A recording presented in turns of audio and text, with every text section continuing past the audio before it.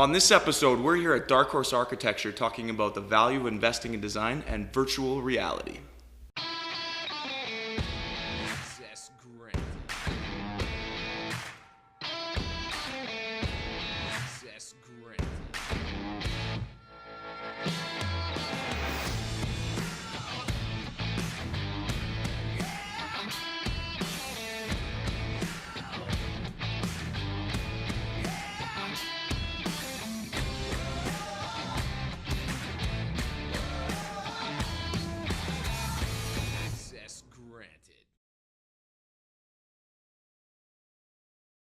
Welcome. This is episode 2 of Access Granted. We're pretty excited to be here. We're at Dark Horse Architecture, here with Ethem Tar, the founder, the president. What are you calling Principal architect? The principal architect of Dark Horse Energy. I keep calling it that. Dark Horse Architecture, and we're really excited to be here for our first all access episode. So, Ethem, we've known each other for a couple of years now, I think, and we really kind of hit it off. I really believe in this type of work that you're doing here, and you have really good stories. But for everybody else that's here that doesn't know you already, why don't you tell them a little bit about yourself?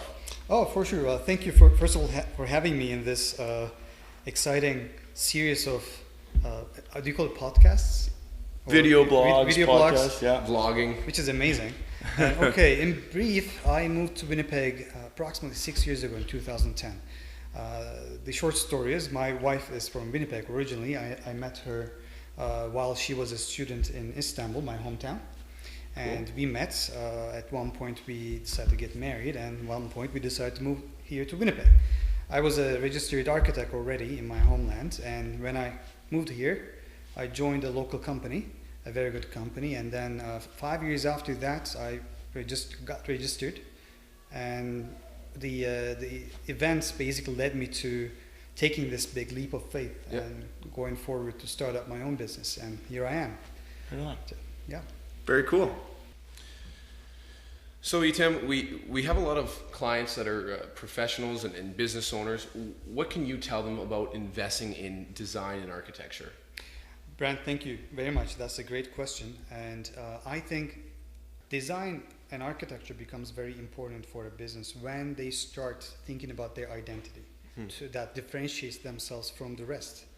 At one point, any business will have to find a way to stand out from the rest and express what they really believe in, what's the real purpose behind their business, which will return as a revenue, as a benefit, as a profit, if that is communicated properly. Okay. That's when architecture and design becomes very crucial, very important.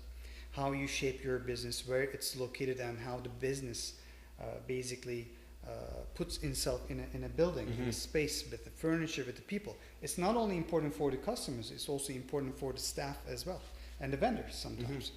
So there will be a time when you have to really think and input this as a way to invest in your business. It's just like getting a new tool or getting a new equipment. Right. Design becomes another tool to basically help you to get a better base of customers, clients, whoever, patients sometimes for certain businesses.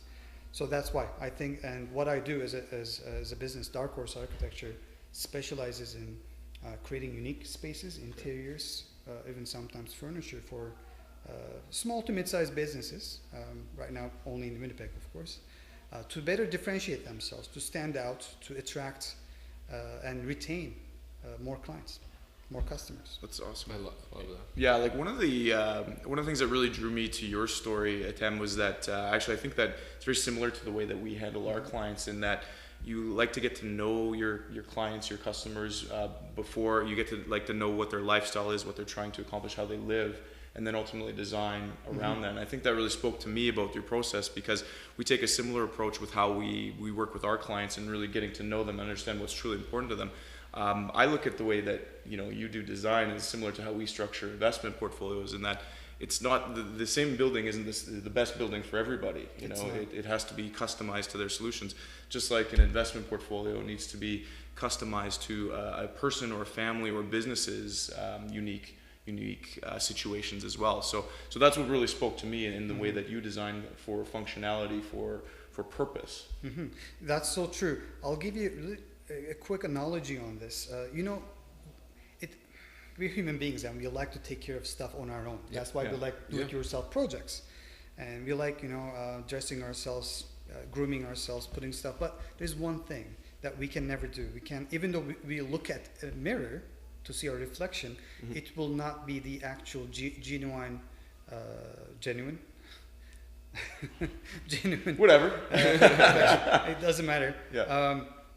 Image. It will be what we see as a reflection. Right. But a professional who's basically trained to help you with regards to what you really want to have, such as a financial advisor or an architect like myself, or it can be any other professional, they will have a better vision of you, and not just you, your business, from all different aspects. And if you are, let's say, a smart business person who really wants to take advantage of this knowledge that you don't have, and get that perception, it's just like being a president and having a series of consultants around you to help you make the right decision for a bigger thing. Right. You're always on the cutting edge of technology and design. What do you see as trends in design today, emerging trends? Well, in brief, this is how I see the process. You are either a follower or a leader, a pioneer. So if you are on the latter group, leaders, you need to always follow the cutting edge technologies. You have to always work with the tools that are emerging, just like the other technologies and knowledge and science that other people try to lead others then follow. So in order to do that, right now there are of course so many trends around the world. One of them is of course the augmented reality and virtual reality. It's becoming really popular. It's getting more closer to the mainstream. It started with the video gaming industry, now kind of spreading towards the entertainment industries and also some other technologies. It is becoming, I think right now, an interesting tool for designers all around the world, and firms like myself started experimenting on this already. And I'll tell you this, before we architects, we needed to build a physical model to communicate what we're designing with our clients.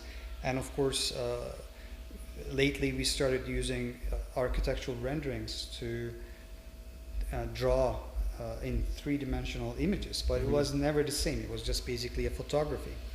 Now with the help of the VR tool, we architects, designers are able to put ourselves, and not just ourselves, our clients as well, into the one-to-one scale of an unbuilt environment. And basically it is, and it's basically you try to understand the space before you took further steps and make it hard to fix and challenging to resolve. So you're literally walking clients through buildings before they're built using virtual reality? Yes, not only that, you start designing. It's almost like you are designing something around you in a science fiction movie. If you've seen the Inception, the movie, pretty much like that. And it's no longer it used to be a science fiction. It's no longer a fiction. It's science now. So, it's incredible. I mean, really a game changer for many businesses. But I love the application that you're bringing with it to your business. Yeah. It is. I already started using it on some of my projects, and it not only allowed me to spot a few areas of concern early on, it also allows me to communicate our design ideas to the client so that they can actually see the value we are trying to deliver. And that is incredibly important, because usually that's a challenge for a designer to implement that value without having any built concrete form. Yeah, right. So, Ethem, one of the questions I always ask to new clients that we meet with, and it's really what I'm looking for is I would love to find out how people would live their lives had they had no financial restrictions. If you had, let's say, all the money in the world, how would you live your life? How would you run your business? So I'm going to pose the same question to you. If you had no financial restrictions, all the money in the world, is there anything you'd change about what you're currently doing today? Is there anything you'd change about your business or your lifestyle as it stands today? Wow, that's a very intriguing question to begin with. Yeah. First of all, I don't know if it's just financial restriction, but let's say I also have lesser technological restrictions as well. First of all, I would invest all my money in the clean energy and technologies associated with that, including, let's say, solar power. I would try to basically live in a house that uses an off-grid energy system, perhaps, and everything. Imagine everything is wirelessly connected, so it's using this high technology everywhere that it recognizes when you're on your way to home from your business, Right. and then sets up everything based on that, and basically shows you, helps you, teaches you, where the building becomes almost like you're one of your family members. Right. And also the business like that too, if it's possible, right? Right. And I envision basically not ever needing to drive at all, but I just basically use an app to call an automated driver, let's say a computer-based car, to pick me up from a certain time. I'm maybe subscribed to it, Yeah. and then drive me to wherever I need to go. I would envision basically investing in technologies that would support a lifestyle based on this. Right on. Excellent. Very cool. Yeah. Okay, well, thanks so much for your time today, Ethem. We really appreciate it. We really appreciate our time here at Dark Horse.